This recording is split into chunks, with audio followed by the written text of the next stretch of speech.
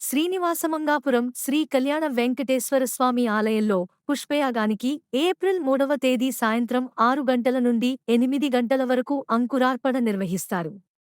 ఆలయంలో ఫిబ్రవరి 29 నుంచి మార్చి 8వ తేదీ వరకు వార్షిక బ్రహ్మోత్సవాలు జరిగిన విషయం తెలిసిందే.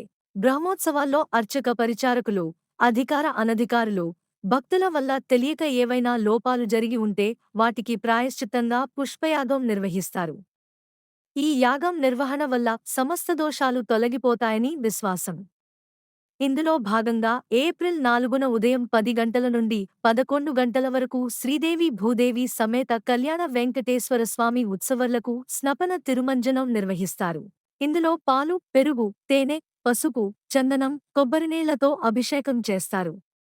మధ్యాహ్నం 2 గంటల నుండి 4 గంటల వరకు పుష్పయాగం జరగనుంది. ఇందులో తులసి, చామంతి, గన్నేరు, మొగలి, మల్లె, జాజి, సంపంగి, రోజా, కలువలు వంటి పలురకాల పుష్పాలతో స్వామివారికి అభిషేకం చేస్తారు.